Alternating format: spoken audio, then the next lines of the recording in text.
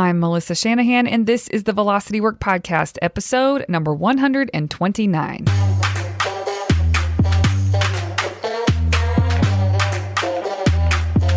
This podcast is for attorneys who are running their own firms. We explore tactics, tools, and stories related to pushing past simply lawyering well and into building a successful firm. Working in your firm and working on your business are two very different things. This podcast focuses on the latter.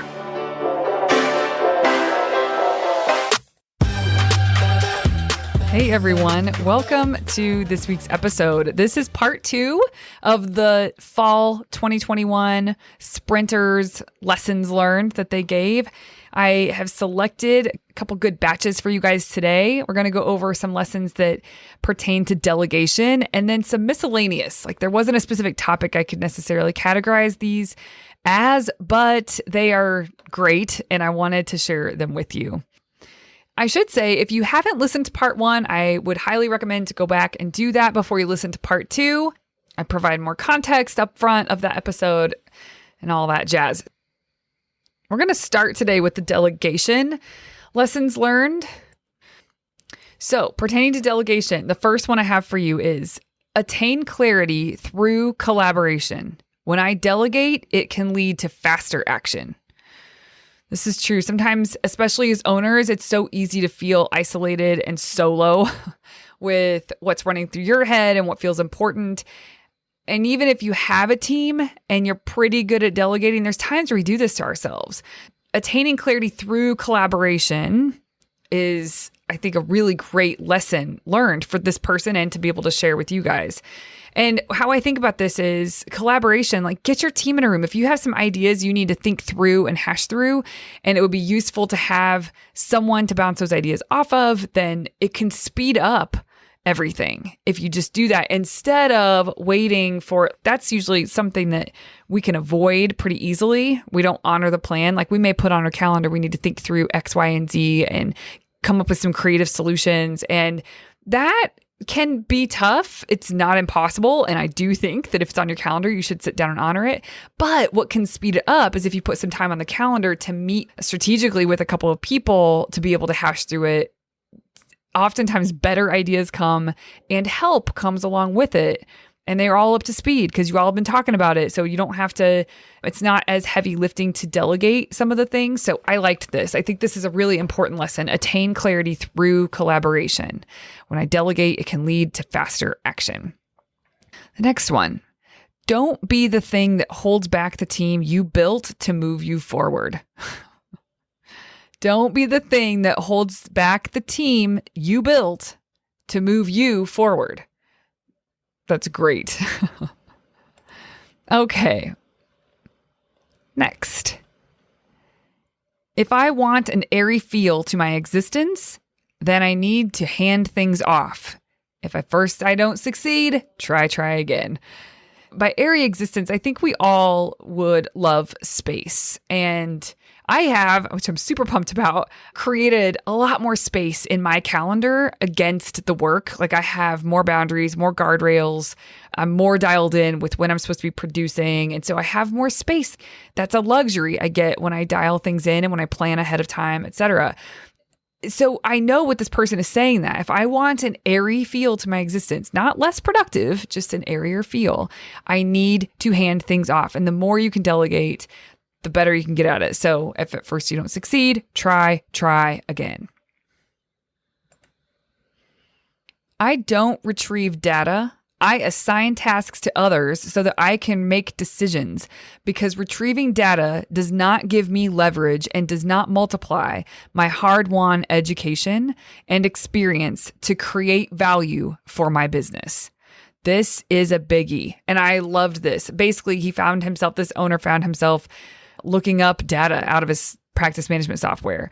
That's not something he has to do. He knew what he wanted. He knew what he was looking for. And so there's easy to justify. It's just better for him to do it. But really, his lesson when he came back to the call was, I do not retrieve data.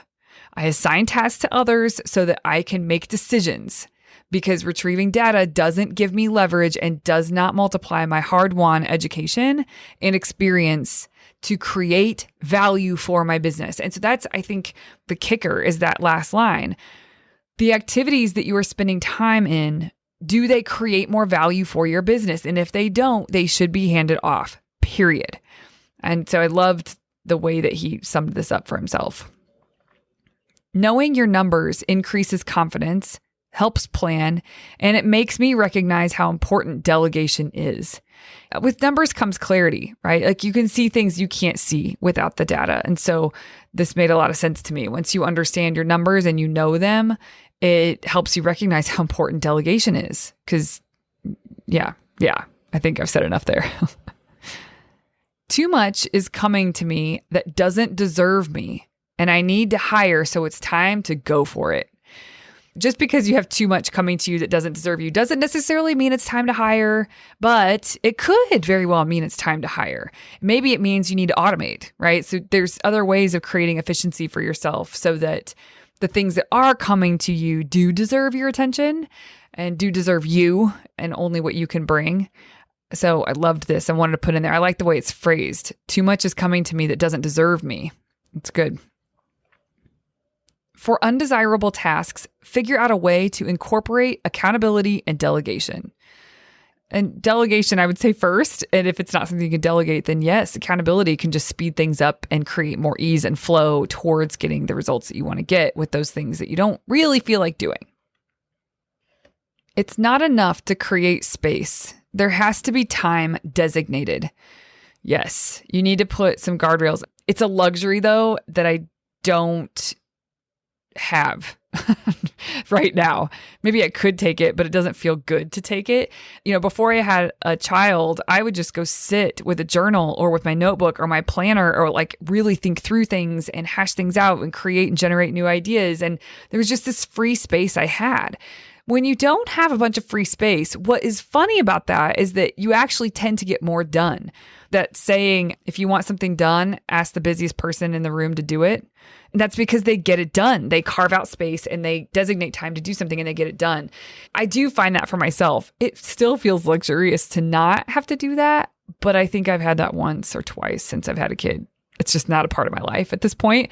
But I don't miss it because I'm still designating time for the things that really matter, that planning, that thinking, that sorting through things in my journal, etc. I'm still making time for all that. It's just not 6 hours of time I can spend on my patio with coffee and then maybe move to a afternoon adult beverage. That doesn't happen anymore, but I still take care of it all.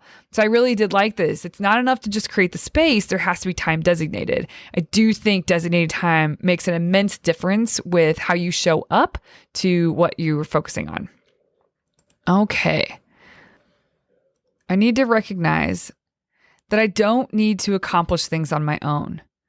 And I need to view delegation as a sign of resourcefulness instead of weakness. Now, this is a thing for a lot of people, is seeing delegation or needing, it's not even needing help. It's just the reality of the situation. You want to grow, you need to be able to make yourself and your brain more available for the things that only you can be doing. And the only way you're going to do that is if you delegate the things that you don't need to be doing. But people have a hard time with this. There's some deep-seated belief that delegation is like you saying you need help. And it's a weakness instead of it being resourceful. So I really liked the way this was phrased. Recognize that I don't need to accomplish things on my own. And I need to view delegation as a sign of resourcefulness instead of weakness. Okay, next lesson. I am past the point of being able to rely on powering through. So I need to delegate to others and use my time more wisely. When this owner said this, it struck a chord so deeply with me because it's exactly where I've felt myself lately, that I'm realizing, but I just didn't have the words for it like this participant did. I am past the point of being able to rely on powering through. So I need to delegate to others and use my time more wisely, meaning the business has grown and evolved into this really beautiful thing. There's complexity to it, but it's beautiful. And I'm past the point of being able to just power through it all. That's not going to happen. And many of you still have that mindset because you kind of get to this point where you're past the point. and you don't even realize it. You don't wake up to it until it's so painful that you're there because you're just powering through. You're trying so hard to power through. And really, there are so many things on your plate at that point that need to be on someone else's plate. And so that's usually when we realize this. And I loved how this was phrased by this owner. I'm past the point of being able to rely on powering through. Like, it just won't work anymore. It's impossible to power through with the amount of work that's there and the number of clients to be served, et cetera, et cetera. Okay, that's it for the delegation lessons. Now I'm going to move to the miscellaneous category. All right. When you aim at nothing, you hit nothing. It's a Marvel quote that someone brought to the call. And so true. When you aim at nothing, you hit nothing. That is why I have this focus forward framework. It's the framework everybody has to move through, myself included, you included. We have to know exactly what you're aiming for, make a plan to get there, and then honor your plan. Surround yourself with people who see your higher self and hold you to it. Yes, this is coaching. That is what this is. And also, I think your peer group is the same, right? Like, you want to be surrounded by people who hold you to that higher self, this higher standard, and they'll hold you to that. That's really important. Having an exciting deadline is helping move things forward. That's good. Choosing business above client work is a must because of long-term benefits. This will allow me to be less reactive. And that's not easy. That's why I put this lesson in here, because that sounds pretty, but that's not easy. It's worth it. Choosing business above client work is a must because of long-term benefits. This will allow me to be less reactive. And I don't mean every given moment choosing it. Like, you have to decide how you're going to spend your time. That's part of planning your week like a pro. But you can't let that fall to the wayside. Business, it's first priority, because if someone's not taking care of the business, then you're not going to keep having clients to serve. Someone has to be doing that. And when you're lifting your firm off the ground, this is different. The only thing that matters is getting clients to the door and doing good work. But when you have a business, you have to learn to switch over and make first priority choosing the business work above client work. And it doesn't mean that you spend more time on the business work. It might mean that, but it's first priority. So even if you spend a small amount of time, it's a non-negotiable. Client work comes second. And so what he's saying is there's long-term benefits there. This allows me to be less reactive. Yes. There are no interruptions, just mismanaged occurrences. Ooh, wah. There are no interruptions, just mismanaged occurrences. Think about every time somebody walks in your office. Think about every time you pick up the phone to answer the call that has come through for you. Like all the pings, dings on your phone. Those are occurrences that are mismanaged. They are interruptions. I love that. Interruptions is super passive. Like, it's just happening to you. Manage it. Manage the occurrences. Remember to aim high, but take the rush out of it. I love this. There's no reason to be in a hurry. So aim high. Yeah, like definitely. But don't be in a hurry to get there. I've talked about this before, but being in a hurry is nothing good comes out of that. Moving quickly, removing barriers so that you can have more ease and flow towards where you're going, a sense of efficiency. But hurrying, no. Rushing, no. That just creates sloppiness. So I really liked this was a thing for this participant. It's okay if people are disappointed, if you like your reasons for the decisions that you're making. Sometimes we get caught up and worried about what other people are thinking, and you just need to like your reasons for the decisions that you're making, period. And if people are disappointed, that's their business. It's not that we want that for people, but we can't control how they feel. Okay, this is a good one. Assess emergencies the same way I do my calendar plan, through the lens of the 4 Ds. When I delay unpleasant things, I am adding discomfort and doubling the unpleasantness of the dread. Okay, I'm going to read that again. I don't know where he got this, but I thought this was fantastic. Okay, so assess emergencies the same way I do my calendar plan, through the lens of the 4Ds. When I delay unpleasant things, I am just adding discomfort and doubling the unpleasantness and dread.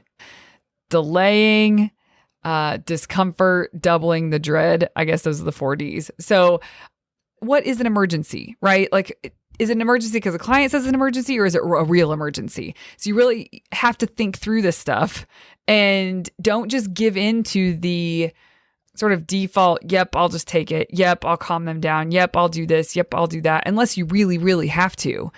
So he uses the 4Ds as a lens. I pushed through discomfort and learned to wait and delay gratification. I am willing to make myself uncomfortable to get it done.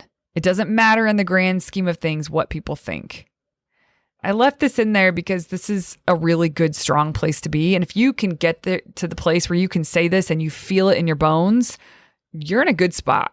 You push through discomfort and you learn to wait and delay gratification. You are willing to make yourself uncomfortable to get it done. It doesn't matter in the grand scheme of things what people think. It matters what you think. That's the truth.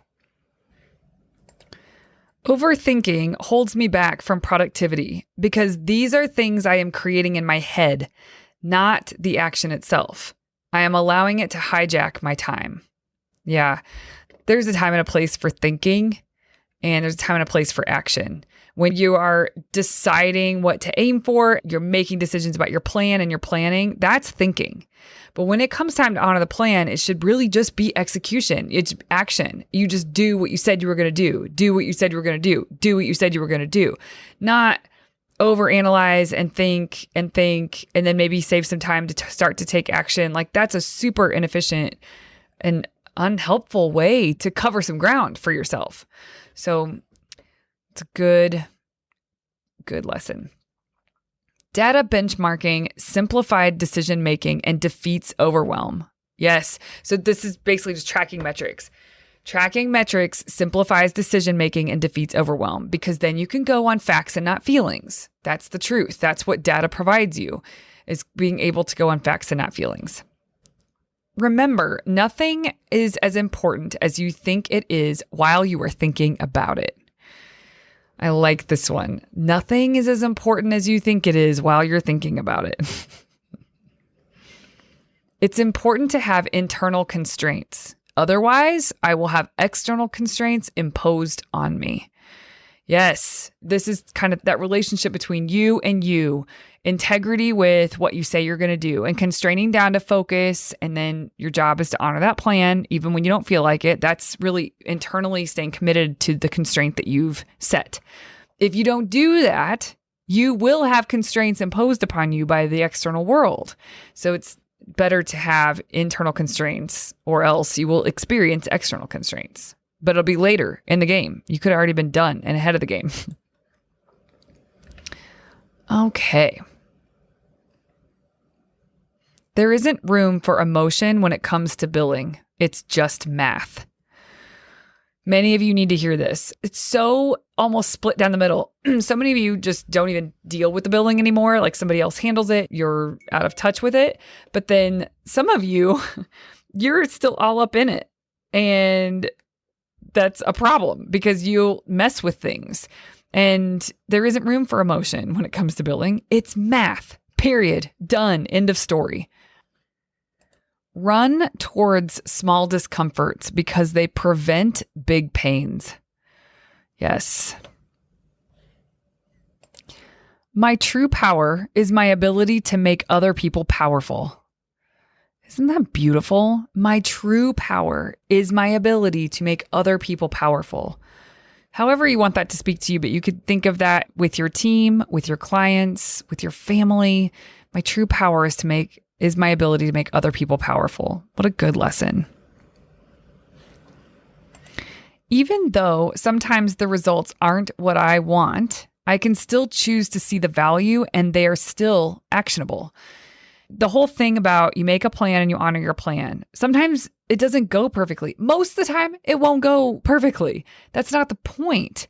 And that's what this person is realizing, is that I can still choose to see the value in the action that I put in. It's still all great. It's still all there. And I got myself to a different place, a different level now. And from here, I can take different action, better informed action. So this is a great lesson.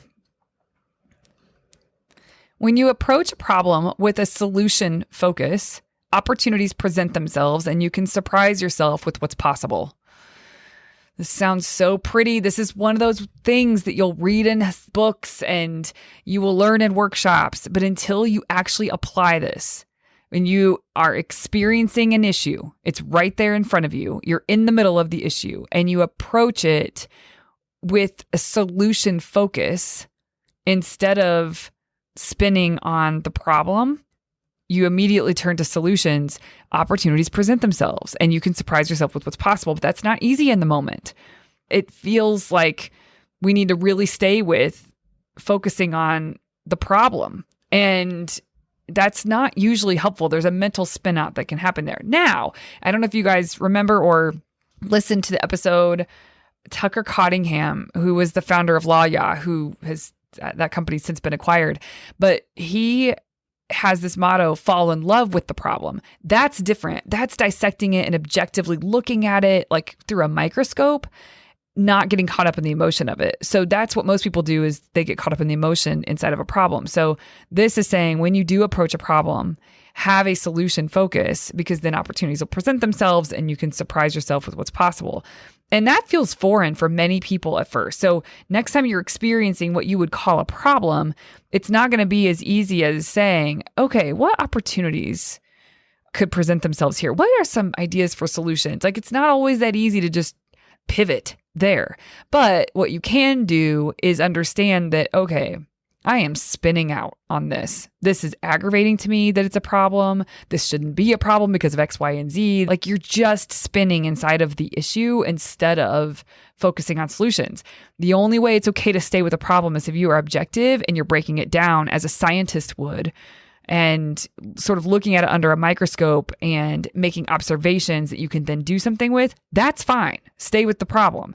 But spinning in aggravation and annoyance and frustration around the problem is not really worth your time. It's good to just take a breath, notice what you're doing. And even if you don't know how to pivot, just having the awareness of it can loosen up some things and help make more space for you to potentially be solution focused. I don't wanna isn't a good reason not to do something, and it doesn't position me for success in the future. I don't wanna. That's in quotation marks. I love that. I don't want to do this. I don't feel like doing that. It's not a good reason not to do something. It doesn't position you for success in the future.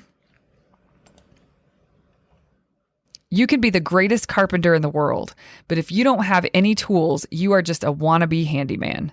This might be my favorite lesson of all. I can't remember who said this, actually. That's funny. Normally, I can remember who says these lessons. You can be the greatest carpenter in the world, but if you don't have any tools, you are just a wannabe handyman. Apply that where you will in your life. I think that's so good. Slowing down and taking time to realize what you have is something you have to do at least on a monthly basis.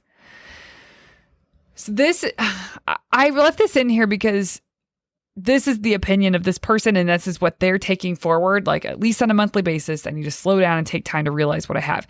This is a very important thing to do. Your cadence, you get to decide. I know owners that do this more frequently than monthly, and it feels like an important part of what they do. And I know people who do it quarterly. I facilitate it quarterly. So before our quarterly strategic planning sessions, I will lead people through thinking for themselves about where they've been, how far they've come, the accomplishments, the realizations, the lessons learned, like really just swim in the bounty of the time that you've put in, the action and the belief, the action, and the results that you've created. And I think there's a lot of value in that. So you get to decide your cadence, but this is important. And there's so many times I meet someone for the first time, we're getting into it and getting into the work, and they've never done this. They've never slowed down to take time to realize what they have and have experience appreciation and gratitude for themselves showing up and working the way that they worked and thinking the way that they thinked and thought, sorry, all of that. They've never done that. They just keep pushing.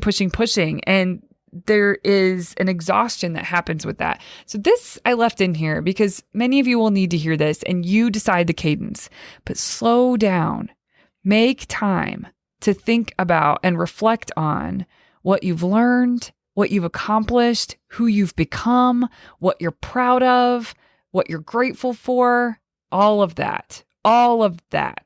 It's important to get out of your head and onto paper. Change doesn't come with the realization or an epiphany. You still have to take the steps. You have to keep moving forward one step at a time. I think all of us have things we want to change and shift and grow and evolve and morph into. But this lesson, it doesn't come with just that realization or epiphany. There has to be something that follows that. You'll hear a lot of people talk about accountability. Actually, the next lesson here, external accountability and starting small is a good kickstart to strengthen the relationship with myself and following through. And the reason I was brought up accountability with that previous lesson is because it's not the realization or the epiphany. It is what you do with that. And accountability can be really useful. And this next lesson said it really well. External accountability and starting small is a good kickstart to strengthen the relationship with myself in following through on experiencing completion. Embrace uncertainty because it's okay not to know how everything is going to go. I would go further here. Not only is it okay to not know how everything's going to go, you can't know how everything is going to go. You know, I did a podcast on, I think it's called Embracing Uncertainty, actually. A couple months ago. We can put that in the show notes. But that podcast really struck a chord with people because we as humans like certainty. We like to know what's going to happen. We want to be able to control things so that we know what's going to happen. But the truth is that's not how this gets to go. And the faster you really come to grips with that, the easier it is to move forward and take risks that feel good and feel freeing instead of painful because you can't see how it's going to turn out exactly. But once you kind of wrap your head around that that's actually not part of the game, then taking risks feels more free and light and fun and exhilarating. Still anxious, anxiety that goes with it, but it's a different vibe when you learn to embrace uncertainty. Remember to zoom out and look at things objectively, almost as if you're your own coach. Because sometimes it's hard to spot things when you're right in the middle of them. Good God, this is why I think coaching is so important for everyone, for me included. For everybody has a coach. Everybody successful has a coach. Michael Jordan has a coach, right? When you are in the middle of things, when it's your own stuff, it's very hard to be able to navigate it. You have to get outside of it. You have to look at things objectively, and that can go a lot faster and be easier with a coach. And that's what this person is referring to, that you have to look at things objectively as almost as if you're your own coach, which I am a huge proponent of you coaching yourself. I coach myself every day. I also have a coach, but me coaching myself allows me to show up even better for the coaching that my coach gives me because I've done my work. I'm not just relying on my coach. So to me, both are so important. Self-coaching and then having a coach can help you fly towards where you want to go.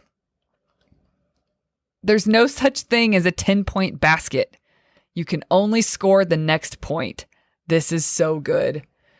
People just try to do everything at once. Like they're just trying to score 10 points at once. And the truth is, you can only score the next point. Focus on what you're doing, get it done, and go to the next point. Focus on what you're doing, get it done, and go to the next point. Don't try to do 10 points at once. That's not how basketball works, and that's not how the game of getting ahead works. Now, you can delegate. Points can be made while you're making points also, but that's not what this person was saying. It's more about focus and dialing in to finish something, get this thing completed, and move on. I need to separate my self-worth from my work, and my ability to grow depends on being able to face hard truths about myself non-judgmentally. If you aren't aware, you can't change it. Yeah, we talked about this with Neely a couple episodes ago as well. Following inspiration is the opposite of productivity. I love this. If you're inspired to do something, put some time on the calendar and carve out the space to sink into that work. Don't allow it to derail you. Now, if it's your free time or personal time, this is totally different. We're talking about in the middle of a work week when you're really supposed to be producing work, when you're really supposed to be on point with the plan that you made. If you follow inspiration, you're going to be off your plan. So following inspiration is the opposite of productivity. It's okay to rely on external accountability while I work on strengthening and building my trust with myself. Yes, of course. Yes, yes, yes. You are more likely to accomplish what you want if you build in some accountability. Yes. In order for others to respect my time, I need to set expectations with myself and communicate those better. Yes, yes, yes. Things are not as difficult as my brain makes them out to be. So just get started, because then I realize it's not so hard. There is a cost to splitting focus, and I need to be careful about the message I am sending. My kids are a priority, and I need to act like it. I totally get this. When you try to split your focus and your kid can feel it and people around you that you love can feel it, there's a cost to it. It's not a good idea. Not only because it can hurt and affect those that you love and care about, but it also isn't even efficient. You want to be efficient and make headway? Carve out time and show up and get it done. Don't try to split your focus with it. Being honest with myself creates a sense of empowerment, which is way better than bullshitting myself. Bullshitting myself is my way of buffering, and when I sit with the discomfort, it creates empowerment. Basically meaning you're just facing the truth. When you are justifying your way out of things, and we can all do that very easily. We're all busy doing important things. But when you stop doing that and you just sit with the discomfort that's left over, it's empowering. Then you can do something with that. Then you're dealing with the truth of the situation. Okay, actually, whoa, that was the last one. All right, that was the last lesson that I'll be sharing with you guys for the fall 2021 sprints. What a pleasure. What awesome experience it is to get to work with people in that way. It's pretty intimate. Every day we're on with each other, and these lessons, they're really special. I can remember the day. Sometimes I can remember what the person was wearing when they told me the lesson. I usually remember who said the lesson, even though I don't have their names next to these. We're all really integrated with this stuff when we're working on it. Well, listen, I would love to work with you more in the new year. If you want to plug in for what we've got going on to be helpful with you in creating strategic plan and to start being the kind of owner you need to be in order to have the kind of firm you want to have, the way you operate, the way you think, the actions you take, how you feel, how you set up guardrails and boundaries and guidelines, how well you plan, not just for strategic planning, but also just with your calendar and reverse engineering and like all of that. This is what we do here, and we would love to work with you. If you want to work with Velocity Work, go to velocitywork.com/join. You can see options there to plug in. We would love it. Thanks so much for tuning in, everybody. We will see you here next Tuesday. Hey there. If you enjoyed this podcast, I highly recommend you come and check out Mastery Group. It is where owner attorneys come together to study this material, apply it, and thus create really big results for their firm and for their life. So come on over, velocitywork.com/join to get more information and get started. Show notes from this episode can be found at velocitywork.com/podcast.